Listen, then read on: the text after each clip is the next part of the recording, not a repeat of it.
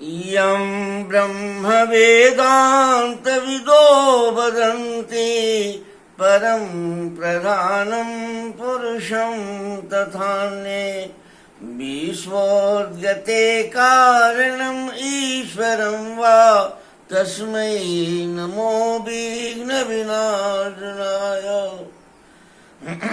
हे गणपति देवता, आप विश्व के उद्भव के देवता हैं। आप विश्व के निर्माण के कलाकार हैं। आप प्रतिक्षण नित्य नवीन रचना के संयोजक हैं, प्रबंधक भी हैं। आपकी कला से ही सारी जगत की रचना चल रही है। माता ने आपको विवेक के स्थान पर रखा है। कॉन्शसनेस आप ही हैं।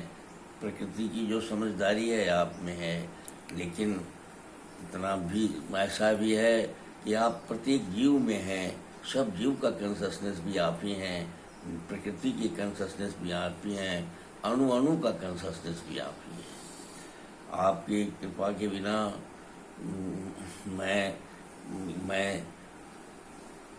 पूरा भारतवर्ष, पूरा विश्व का मनुष्य समाज आपके कृपा के बिना स्वस्थ नहीं रह सकता, जागरूक नहीं हो सकता। ऐसी परिस्थिति में आज का जो परिवेश है, आज की जो परिस्थिति है हमारे देश में, वह थोड़ा सा मनुष्य अपने स्वास्थ्य के प्रति लापरवाह हो गया है और ऐसा भयभीत हो गया है कि यह लॉकडाउन में बंद हो गया है, लॉकर में बंद हो गया है और है उसके बारे एक दूसरे से बहुत दूरी बनाए रखता है। पता नहीं कौन सा ये परिस्थितियाँ पैदा हो गई है। इस पर भी आपकी तो नज़र होगी ही। आप चूँकि रोम रोम के अणु अणु के जर्रे जर्रे के देवता हैं, आप थोड़ा सा इस पर कृपा करें कि जो मनुष्य की जो परिष्कार की जो प्रतिक्षण परिष्कार के लिए जो आपका वादा है, प्रतिक्षण आगे बढ़ने की जो वादा है, भूत को छो के चलने वाले बीते हुए को फिर से आप आगे बढ़ाते हैं और परिष्कृत करते हैं।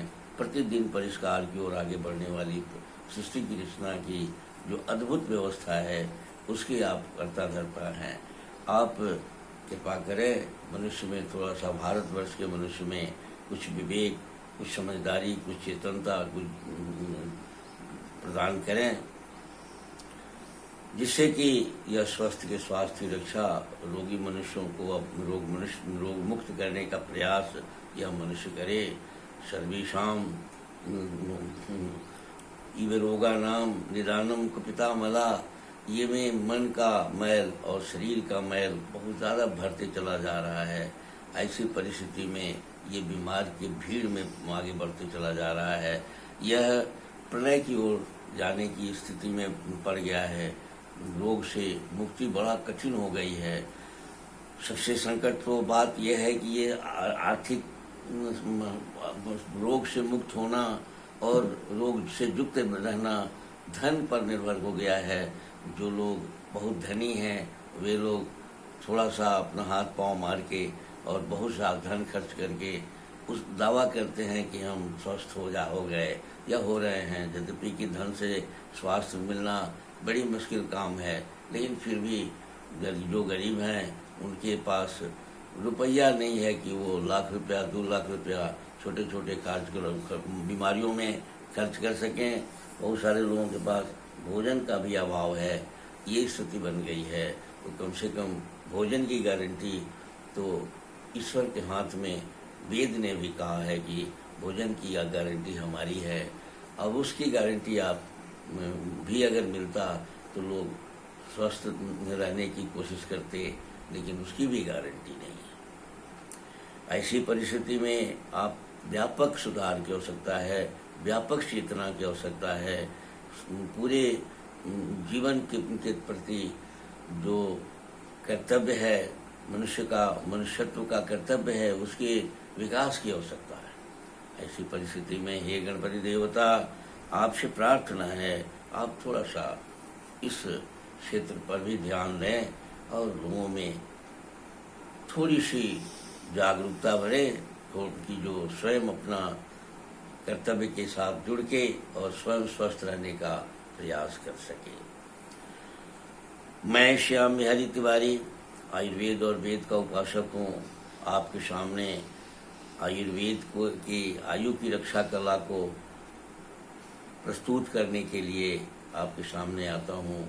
इस कार्यक्रम को संचालित करने की के पीछे यही उद्देश्य है कि आपको प्रेरणा दी जाए कि साहब आप स्वस्थ के स्वास्थ्य जब आप स्वस्थ हैं तो अपने स्वास्थ्य की रक्षा के प्रति चैतन्य बने। अगर बीमार हैं या आपके अगल बगल में आपके बाल बच्चे या आपके सारे समाज के लोग अगर बीमार हैं तो उनको बीमारी से मुक्त होने की कोशिश करें। जो बीमारी से मुक्त होने की जो परंपरा बनी हुई है, जो कला बनी हुई है, वह हमें और ज़्यादा बीमार डाल रही है। क्योंकि रोग से हमारी जो बीमारी से मुक्त करने की जो हमारी व्यवस्था है, रोग से ज़्यादा वही बीमार डाले जा रही है, रोग से ज़्यादा वही मारे जा रही है। उसमें भी भेदभाव है।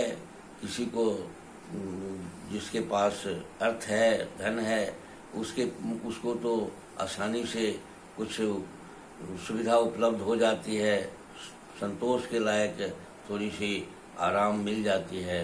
लेकिन जिसके पास धन नहीं है, जो गरीब है, जो इस दुनिया की दौड़ में पीछे पड़ गया है, धन कमाने के दौड़ में पीछे है, उसके लिए तो बहुत संकट है। ऐसी स्थिति में सबके उसको स्वस्थ रखने का जो उपाय है आयुर्वेद में है। आयुर्वेद का प्रत्येक जड़ी बूटी, पेड़ पौधे जो आहार भी है और औषध भी, जितनी बीमारियां होती है यानी वे किसी न किसी प्रकार की कमी के चलते ही होती है। अगर अधिक के भी इसके चलते भी हो गई तो फिर दूसरा का कमी हो जाता है। इसलिए अगर कमी की पूर्ति कर दिया जाए, और वो कमी एकमात्र रुपया नहीं पूरा कर सकता है, हमारे पेड़ पौधे, हमारे अन्न फल यही उसकी पूर्ति कर सकते हैं। हमारे घास पात और जंगल झाड़ी भी बहुत ही दिव्य पूर्ति करता है, हमारे शरीर की जीवनी शक्ति को बढ़ाने वाले हैं सारी व्यवस्था में। इसलिए एक छोटी सी चैतन्यता अगर आप में आ जाएगी तो आपके पास प्रत्येक जगह सैकड़ों की तादाद में जड़ी बूटियाँ हैं। उसमें 2, 4, 5 जड़ी बूटियों को भी अगर आपने समझने की कोशिश की, उसके गुणधर्म को जानने के प्रयास किया, तो आप स्वास्थ्य की रक्षा और अपने अगर बीमार हैं तो अपने बीमार से मुक्ति भी मिल सकती है, अपने स्वास्थ्य की रक्षा भी कर सकते हैं। इस उद्देश्य से मैं इस कार्यक्रम को करता हूँ कि ताकि आप इस पर ध्यान दें और आप इस कार्य में आगे बढ़कर कुछ हर्बल क्रांति करें और क्रांतिकारी कदम उठाएं ताकि सब लोग स्वस्थ रहें। इस कार्यक्रम के तहत हम लोग जीवनी शक्ति की बात कर रहे हैं। पूरे देश को रोग रक्षणी शक्ति की आवश्यकता है, लेकिन रोग रक्षणी शक्ति कैसे आएगी इस पर किसी प्रकार की अभी तक कोई बात समझदारी नहीं है। लेकिन रोग रक्षणी शक्ति के लिए हमें जीवनी शक्ति को बढ़ाना होगा। जीवनी शक्ति को क्या है? जीवनी शक्ति के संदर्भ में आयुर्वेद के अनुसार हमारा जो सोल है, हमारी जो आत्मा है, जो प्रत्येक व्यक्ति को अलग से उसका पहचान बनाती है।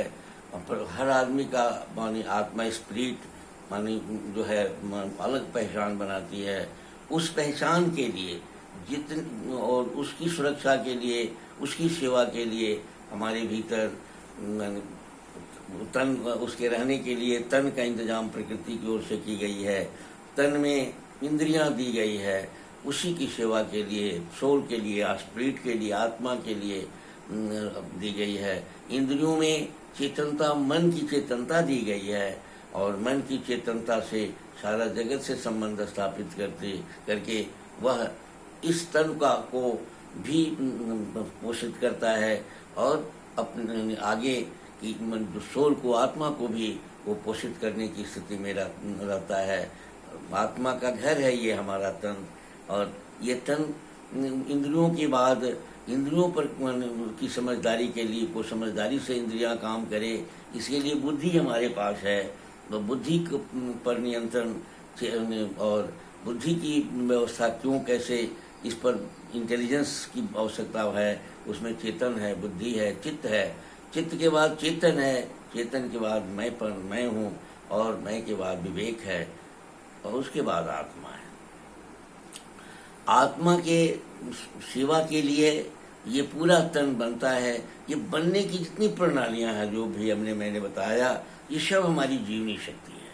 ये निर्बाध इसका होती रहे। इस पर अगर हम ध्यान दें कि हम जन्म लेने के से लेकर और मरने के दिन तक हम अपने अंतर की जो ये आत्मा है, इस पर अगर हम ध्यान दें, इसको प्रसन्न और इसको स्वस्थ रखने का कोशिश करें, अपनी इंद्रियों का, अपने मन का सदुपयोग करें, बुद्धि से काम लें, तो हमको नहीं जरूरत लगता कि साहब ये किसी भी प्रकार का रोग हमको हो सकता है। क्योंकि आयुर्वेद का कहना है कि जो मनुष्य अपने अंतर शक्ति को, अपने मन को, इंद्रियों को आत्मा की सेवा में लगाए रखता है, वह कभी भी रोगी नहीं होता है। जब हम अपने आत्मा की सेवा के आप स्वभाव को अगर हम अपना बना लें, तो निश्चित ही हम स्वस्थ हो सकते हैं। यहाँ तक लेकिन बहुत बड़े बड़े रोग, जिसको रोग ठीक नहीं हो सकता है कहा गया है, वह भी रोग ठीक होते देखा गया है। यह विश्वास के साथ आयुर्वेद की ओर से कहा गया है। ऐसी परिस्थिति में हमारे शरीर की जो अणु जो है, जब हम अंदर को प्रसन्न रखने की कोशिश करते हैं, तो अणु भी सहयोगी हो जाता है, हमारा शरीर में परिवर्तन हो जाता है, कायाकल्प हो जाती है, हम स्वस्थ रहने की ओर बढ़ चलते हैं। आत्म सेवा सबसे बड़ी सेवा है। गीता में भगवान कृष्ण ने भी कहा है कि धर्म के लिए अपने शरीर को, अंतरतम को स्वस्थ रखने की कोशिश, उसको प्रसन्न रखने की कोशिश, आत्मा को प्रसन्न रखने का जो प्रयास है, ये सबसे बड़ा धर्म है। इसी से हमारा आत्मा भी प्रसन्न रहेगा, ईश्वरीय शक्ति भी हमारे साथ जुड़ी हुई रहेगी, और हम बीमार से मुक्त भी रहेंगे। इसी कड़ी में उन्होंने कहा कि साहब, वाह्य एनर्जी से ज़्यादा बेटर, ज़्यादा खूबसूरत अंतर एनर्जी को विकसित करने से हम स्वस्थ हो सकते हैं। इस पर भी हम लोगों को विचार करना चाहिए। इसमें सेवा, त्याग, प्रेम, करुणा, स्वतंत्रता, निर्भयता का जो अच्छा गुण है मनुष्य का, उस पर थोड़ा सा अमल करना चाहिए। और मन कैसे प्रसन्न रहेगा, इस पर ध्यान देने से हम स्वस्थता की जो युद्ध है, जंग है, बीमारी से जो लड़ने की हमारी क्षमता है, बढ़ ही नहीं जाएगी, बल्कि बीमारी छूमंतर भाग जाएगा। ऐसी परिस्थिति हम पैदा करें, और जड़ी बूटियों के सेवन के प्रति हमारा दिलचस्पी बढ़े और हम बढ़ाएं। इसके लिए यह कार्यक्रम मैं आपको प्रस्तुत करता हूं, आपको प्रेरित करने के लिए, प्रेरणा देने के लिए। इसी के साथ आज का यह कार्यक्रम का विराम देता हूं। धन्यवाद।